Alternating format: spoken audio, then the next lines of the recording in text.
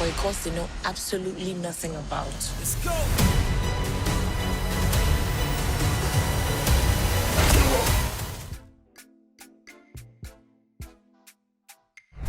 I was very happy.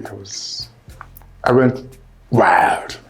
First and foremost, because the casting process has already been concluded. So I came in like a last resort. Not because of talent, though, but because the director said she wasn't convinced in her spirit that she has gotten the Kazeem yet. So she was looking, she kept on looking, and fortunately for me and for her, she found me. There have been quite a number of them.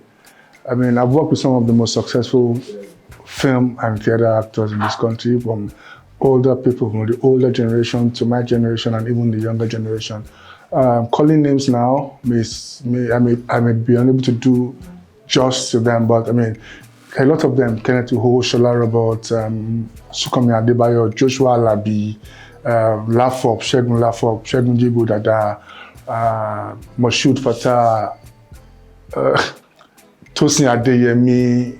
I mean, these are people that we actually did a lot of theater together. A lot of Francis Owuchi, the great Francis Owuchi, Carol King, Kate Henshaw, Bimbo Manuel, Ireti Doyle. The list will be endless if I keep on going. Well, I think the years of training and practice shaped me. Yes, it happened through theater, but it doesn't have to be through theater alone. If you do film and you keep training and you keep practicing, you can only get better. It's like a footballer who wants to get better at certain skills. You have to keep training. You have to keep at it. You have to keep at it. You have to keep at it. Repetition, they say, is a mother of perfection. If you ask me that question, I will not be able to give you, but you have asked me, so I'll answer you. I think it's a question of time and chance. It happens for some people early. It happens for some people late. It even happens for some people later. The Morgan Freemans of this world, they didn't break out early. And those are my role models, Morgan Freeman, Denzel Washington, Christoph Waltz. These are people who have been practicing acting for a long, long time, but then that breakout role didn't happen for them until later. I think that is my case, and it doesn't mean that it will be like for everybody. I mean, it has happened to some of the people that I know, some people that I even been opportune to tutor along the way. They've gotten there way before me, but it's time and chance. I mean, there's time for everyone. There's time for everyone. As long as you do not give up, there's always time. I don't want to sound like a motivational speaker. It is hard. You know, someone asked me this same question while I was filming on a set day before yesterday. Now, what was that driving thing that kept me going? And I said, I don't know. But the only thing I know is this is the only thing I've known how to do all my life, apart from raising animals.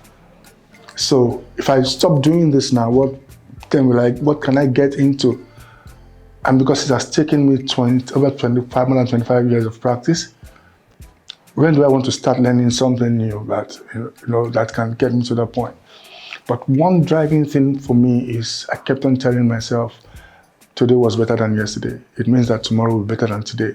And that is the truth, because coming from where I came from, today has always been better than yesterday. And if today is better than yesterday, it gives me that drive that it means that tomorrow will be better, and the next after that will be better, and the next after that will be better. I think those were the things that I keep telling myself that kept me going.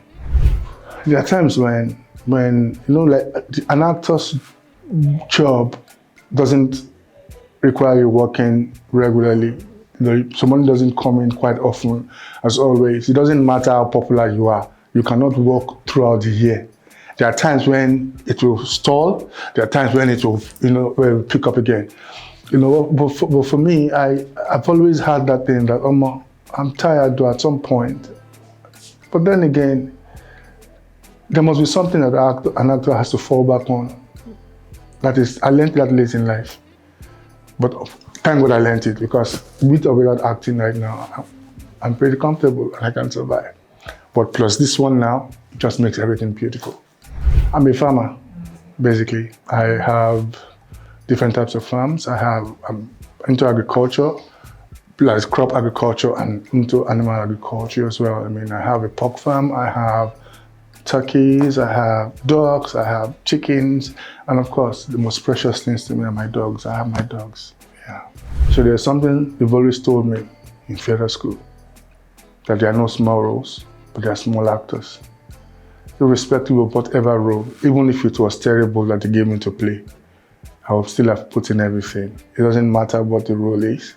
It matters what the actor is and what the actor gives to that role. I think that for me, and that was it. That was it for me. It's not about the role, it's not about big, it's about giving your best at every point in time. It doesn't just give your best. Give your best. And if you give your best, trust me, the outcome will be mind-blowing. And that's what happened with Kazeem. I have a couple of favorite scenes. That scene in the barber shop in London, that face-off, I totally loved. And the last scene, the fight scene between Kazeem and Obalola, where Kazeem says, "Aṣíwájú ni mí, olórí ni mí, aṣíwájú dẹ̀ gbọ́dọ̀ ṣe ohun tó yẹ kó ṣe. I don't want people to like me, I don't want people to love me. I'm a leader, and as a leader, I must do what I must to make sure that everything works." Those are my favorite scenes. Struggles. I'd say that the Kazeem was very challenging for me. Pointing to the fact that I had to go to the market, I had to go to the street to learn a lot of things. I had to go to learn how to butcher a goat, how to dissect a goat. I had to learn the process of, sharpening the knives in the market and all of that. So those are the challenges. But with the training and the practice that I got from there, I don't think there was anything more than that was more challenging for me. Unfortunately, I think yes.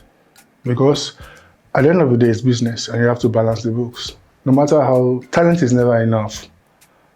I was told that and I learned it the hard way. The fact that you're talented doesn't mean that you can get it. You must be marketable first and foremost as an actor. It took some of us a long time to understand the fact that some people are getting roles and you are not. It's not because you're not good, but sometimes also when you put 200 million to shoot a project, you intend to make returns. Nobody wants to run at the loss. And then they will always look at things like that. Gang of Lagos for me was just Jade believing that, trusting me that, okay, you can do it. And it doesn't happen all the time. It doesn't. I love Jade. And I've said this to her because she gave me this one chance. She gave me, and I'm totally grateful for it. I love the fact that she trusted me with the role and she believed me to deliver. And I'm grateful, Jade. I'm so grateful. Thank you so much. I love you. Thank you. It's Toby Bakri, no doubt. Aside myself, Toby is a hard worker. And then Adesua. Those are people that you see work, you see their work ethics and it motivates you to do more. They are younger. But then they pushed me, and basically, especially Toby, because most of my scenes were with him, so there's that push from me to him, from him to me, so it was more like a symbiotic relationship. But Toby is a hard worker, any day, anytime, same as Adesua.